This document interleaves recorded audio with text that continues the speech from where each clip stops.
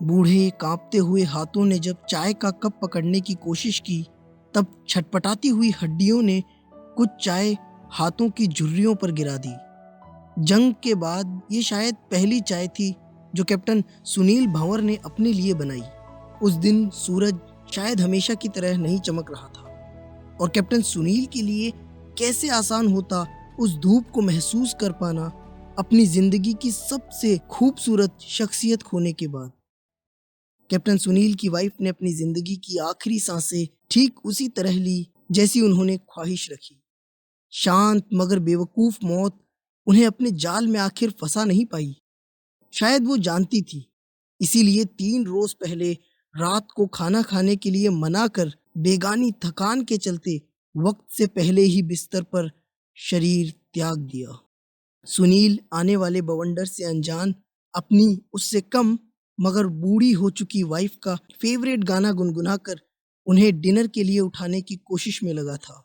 जब सुनील की डरावनी आवाजें सुनकर भी गुस्से से चिड़चिड़ी आवाज नहीं आई, तब मुस्कुराता हुआ चेहरा हल्के से डर में तब्दील होने लगा। इस बार सुनील ने गंभीरता से आवाज लगाई, जवान, सब ठीक है ना? मौत ने मगर खामोशी बरकरार रखी।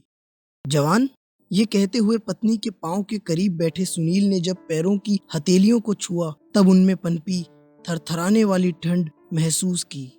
एक डॉक्टर जिसने न जाने कितनी जंगों में कितने ही जवानों को मरते देखा, उन्हें ऑपरेट किया, उसके लिए ये बुरी खबर भांपना आसान था। सुनील जान चुके थे कि उनकी वाइफ अब नहीं रही, जिंदगी के नजदीक तक भी नहीं, बिल्कुल नहीं। बूढ़े पांव कांपते हुए होठों के साथ छटपटाने लगे।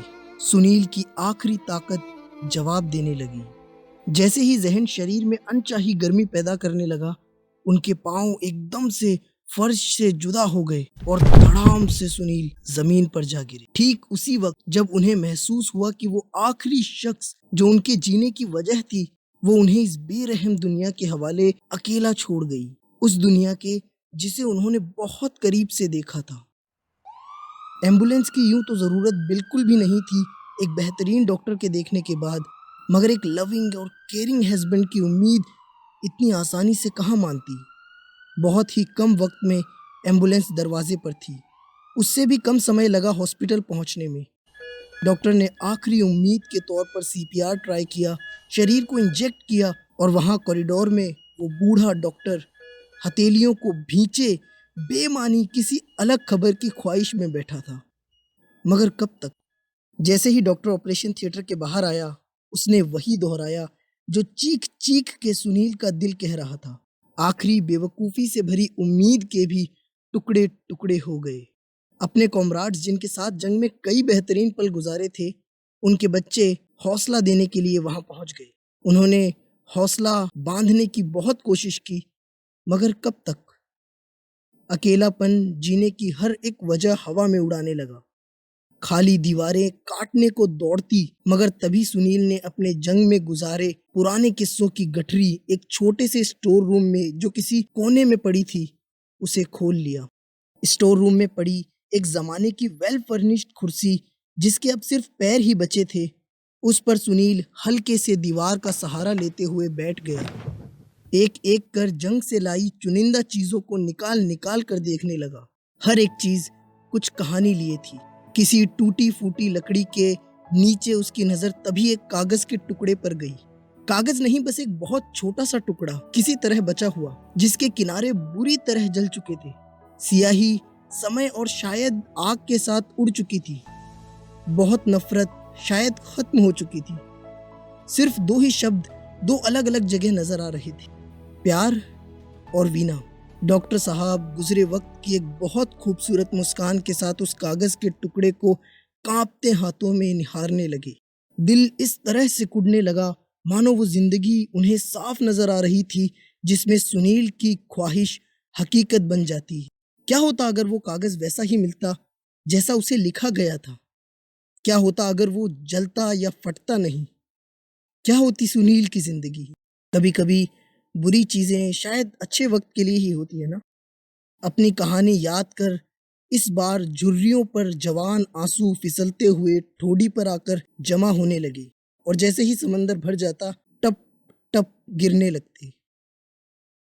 ये कहानी है सन 71 की, जब इंडियन आर्मी को ज़रूरत थी कुछ अच्छे डॉक्टर्स की, ताकि जंग में जख्मी हुए सिपाहियों का बेहतर और जल्द इलाज हो सके।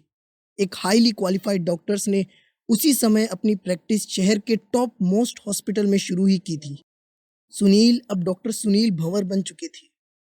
वहीं सुनील के पिताजी एक मिडिल क्लास लेबर ने अपने बेटे की शादी अपने ही एक दोस्त, जो वक्त से पहले मानसिक रूप से खत्म हो चुका था, उसकी खूबसूरत बेटी से तय कर दी। सुनील ने अपने करियर की शुरुआत से ही खुद को शादी ब्याह की उलझन से दूर रखना ठीक समझा। इसमें कोई शक नहीं था कि वो एक बेहतरीन डॉक्टर था, मगर शायद अपनी क्वालिफिकेशन का अहंकार उनमें कुछ ज़्यादा ही पनप चुका था। पहली ही मुलाकात में उन्होंने रवीना से शादी करने के फैसले का साफ इनकार कर दिया, मगर अपने पिताजी का फैसला फिर भी बदल न सके और आखिर में जिंदगी में उसे कबूल करना ही पड़ा, जो उन्हें कतई पसंद नहीं थी। रवीना की खूबसूरती की तारीफें घर में सब करने लगे, सिवाय एक शख्स के जो हर पहर उसकी मुस्कुराहट को उखेड़ फेंकता, हर बार उसके अनपढ़ दिमाग पर उसे डांटता। एक पढ़ा लिखा शख्स सब कुछ देख सकता था, मगर अपने हमसफर में अशिक्षित नहीं। सुनील समझता था कि हर किसी को सोसाइटी में योगदान देने वाला होना चाहिए, प्रोडक्टिव होना चाहिए। जब कभी रवीना उसके सामने आती, सुनील की बातें बातें कम, ताना ज्यादा लगती। एक लड़की इस बोझ के तले कि उसे एक अच्छे पढ़े लिखे परिवार ने अपनाया है, हमेशा खामोश ही रहती। जब कभी बात बर्दाश्त के बाहर हो जाती तो खुद को स्टोर रूम में बंद करके घंटों रोती, मगर ये बात किसी को बताती नहीं। वक्त तो इतनी तेजी से नहीं गुजरा, मगर नफरत सुनील और रवीना के बीच बहुत ऊंचाइयां पार कर चुकी थी। सुनील कभी उसे अपने लिए बेहतर तो बहुत दूर, आसपास भी नहीं समझ पा रहा था। अपने पिता की जिद के नीचे, मगर वो अब और रवीना को नहीं देख सकता था, अब और अपनी जिंदगी का त्याग नहीं कर सकता था। मगर इससे पहले वो अपनी बात रख पाता, जंग के लिए किसी ने उसका चयन आगे रखा। यूं तो इस तरह किसी को जंग में ले जाने की इजाजत नहीं थी, मगर आर्मी के एक बहुत बड़े अफसर ने सुनील के बारे में बहुत कुछ सुन रखा था। उसे उन बहुत कम लोगों में चुना गया जिनकी मुल्क को जरूरत थी। किसी तरह सुनील ने अपने घर में सभी को अपने जंग पर जाने के लिए मना लिया। आखिरकार वो भी तो चाहता था कि उसे याद रखा जाए, और इससे बेहतर वक्त और क्या हो सकता था। घर से निकलते वक्त सभी से सुनील मुस्कुरा कर मिला, सिवाय रवीना के। फिर भी घर पर सभी के साथ दरवाजे पर उसे विदा करने वो पहुंच गई।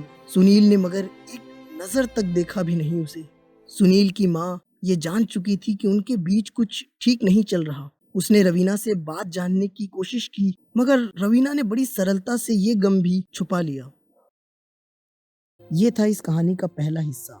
इसका अगला और आखिरी हिस्सा मैं सुनाऊंगा अगली कहानी में। Please like, comment, share and subscribe. Our next video will be coming soon. I hope you will enjoy it. So please enjoy till then and goodbye.